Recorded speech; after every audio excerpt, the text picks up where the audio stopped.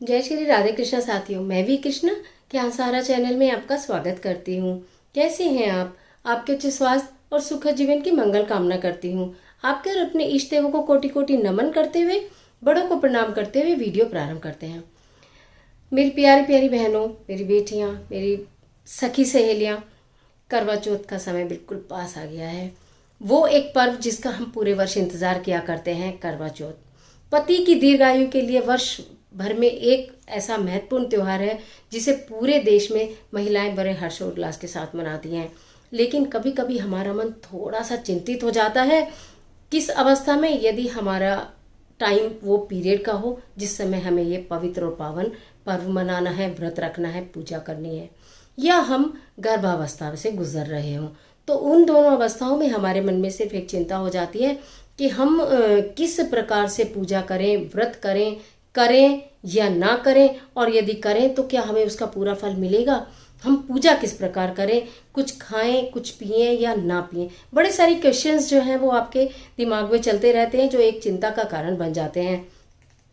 तो मेरी प्यारी बहनों, आज की वीडियो में मैं आपको यही बताना चाहती हूँ कि यदि आप गर्भावस्था से गुजर रही हैं, या तो आपका उस समय डेट का ऐसा टाइम है जो किसी भी वजह से इधर उधर हो नहीं सकता है, तो आपको चिंतित होने की कोई भी आवश्यकता नहीं है। किस प्रकार से आपको पूजा करनी है, किस प्रकार से आपको व्रत पूरा करना है, चलिए देखते हैं इस वीडियो में। तो झटपट वीडियो प्रारंभ करते हैं। तो उससे पहले यदि चैनल पर नए आए हैं तो चैनल को सब्सक्राइब करना न भूलिएगा और बेल आइकन का बटन जरूर दबाइए, जिससे आने वाली सभी वीडियोस का नोटिफिकेशन आपको मिलता रहे सबसे पहले। करवा चौथ से रिलेटेड पहले भी वीडियो मैंने बनाई है, और भी वीडियो आपको एक छोटी छोटी सी बात, छोटी छोटी सी हर वो जानकारी जो आपको पता होनी चाहिए, जो आपकी क्वेरीज होती है, जो आपके मन में क्वेश्चंस होते हैं, उन सबको पूरा करने का मैं प्रयत्न करती हूँ हर फेस्टिवल पर। इसीलिए वीडियो कई सारी मैं प्रसारित करती हूँ कि एक ही वीडियो में बहुत सारा चीज़ें आ नहीं सकती हैं, और आए तो वीडियो बहुत लेंदी भी हो जाती है और आपको सुनने में और समझने में दिक्कत होती है। तो इसलिए हर सारी वीडियोस में आपको अलग अलग तरीके से सारे क्वेश्चंस के आंसर मिलेंगे। आज की वीडियो में गर्भावस्था और पीरियड को लेकर आपके सारे प्रश्नों का उत्तर देने के लिए मैं आपके बीच में हूँ। सबसे पहले बात करते हैं गर्भावस्था की।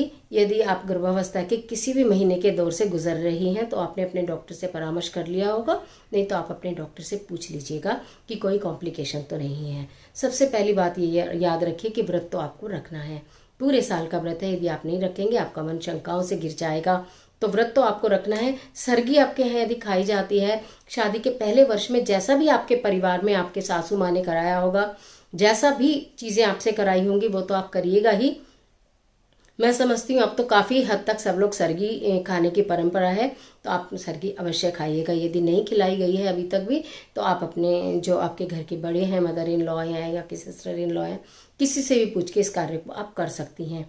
तो सूर्योदय से पहले सरगी जो है वो खाने की परंपरा है, माँ पार्वती जी को भोग लगाने के पश्चात, नहाने धोने के पश्चात।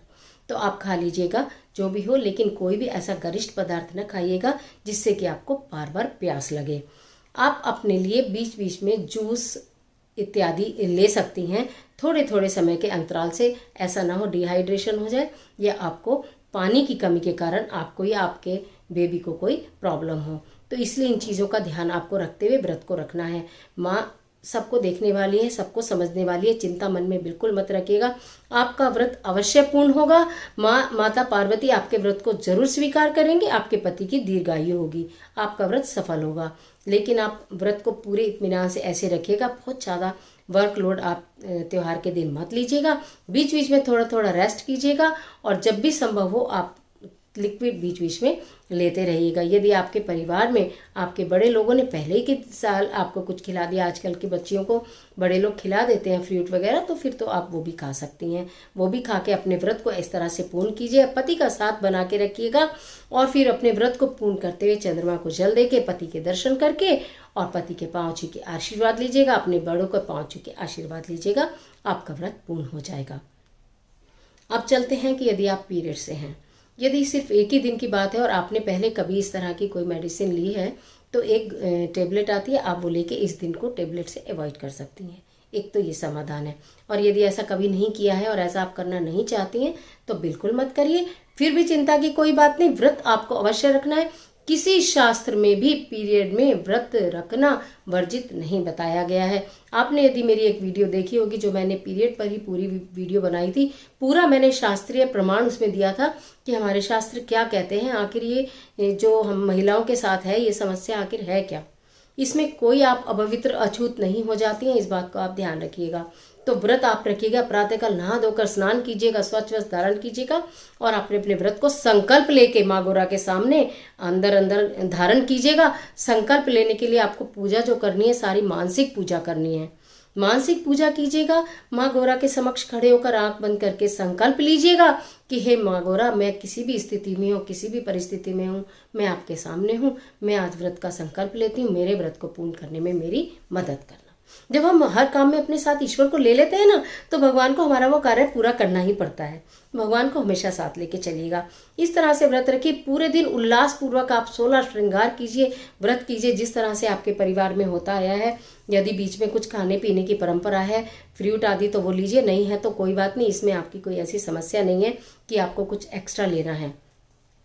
फिर आता है पूजा की थाली और कथा का समय। कथा तो अक्सर तो कई महिलाएं एकत्रित होकर ही करती हैं, ग्रुप में ही की जाती है, लेकिन आपके यहाँ अकेले भी की जाती है। तो कथा आप चाहे मोबाइल से सुनिएगा, चाहे तो किसी आप बच्चे हो या पास पड़ोस में कोई भी, उससे सुनिएगा। स्वयं कथा को हाथ में पुस्तक लेके आप ना कहिएगा, लेकिन कथा सुनिएगा जरूर। कोई भी व्रत कथा के बिना पूर्ण नहीं माना जाता, और करवा चौथ का तो बिल्कुल भी नहीं। तो इसलिए कथा को आप अवश्य सुनेंगे। आपके घर में जो भी पूजा का सामान, यदि आपके घर में कुछ खाने का सामान ऐसा बनना अनिवार्य होता है जिससे कि पूजा होती है, अगर संभव हो अपने बड़ों से बात करके तो बाजार से मंगवा कर भी आप उस कार्य को कर सकते हैं, मीठी चीजें। और फिर खाने के लिए भोजन आप बना लीजिएगा, पूजा के लिए बाजार से मंगा लीजिएगा।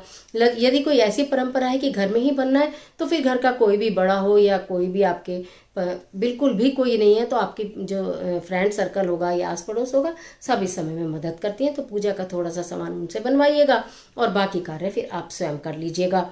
ये सारा करके आप अपने पूजा को पूर्ण करते चलिएगा। स्वच्छ मन से, मन में कतई भी ये भाव मत लाइएगा कि मेरे साथ ये क्या, मतलब मैं थोड़ा ऐसे हूँ, पता नहीं मेरा कैसे व्रत होगा, कैसे नहीं, जरूर होगा। मन में भाव, देखिए भगवान भाव के भूखे। आपके मन में श्रद्धा है ना, आपके मन में ईश्वर के लिए विश्वास है ना, तो ठीक है। शारीरिक तौर पर कुछ नहीं हो रहा तो कोई बात नहीं, मानसिक तौर पर तो हो रहा है ना। मानसिक तौर पर होना अत्यंत अनिवार्य है। यदि आप बाहर से घंटी बजाते रहें और मन में आपके कुछ ना हो, तो वो भी कभी पूजा स्वीकार नहीं होती है। तो इस प्रकार से आप करिएगा। चंद्र उदय हो गया, आपको चंद्र दर्शन करना। आप छलनी से चांद देख सकती हैं।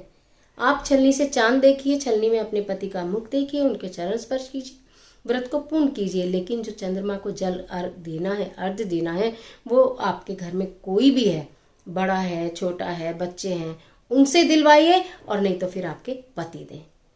चंद्रमा जी को अर्घ न आप दीजिएगा, और केवल आप उनको देख कर, उनके दर्शन कर हाथ जोड़कर अपने पति की दीर्घायु की कामना कीजिएगा। तो इस तरह से यदि आप अपने व्रत को पूर्ण करती हैं, तो आपके मन में कोई संशय भी नहीं रहेगा और आपका व्रत भी पूर्ण हो जाएगा। क्योंकि इस साल ऐसा है, अगले साल थोड़ी ऐसा होगा, हमेशा थोड़ी होता है, कभी कभी ऐसा मौका पड़ जाता है, तो पड़ जाने दें। बिल्कुल चिंता और घबराने की बात नहीं, अपने व्रत को पूर्ण करें। ईश्वर आपके साथ है और आपका ईश्वर में विश्वास है, तो कोई अनिष्ट होने की संभावना ही नहीं। खुशी मन से व्रत करिए, आपका व्रत जरूर पूर्ण होगा। चलिए, तो इजाजत दीजिए, आज के लिए इतना है। मिलती हूँ एक और महत्वपूर्ण वीडियो के साथ। तब तक हंसते रहिए, मुस्कुराते रहिए। कमेंट बॉक्स में जय चौथ माता लिखना बिल्कुल भी मत भूलिएगा। ईश्वर आपकी मदद करे।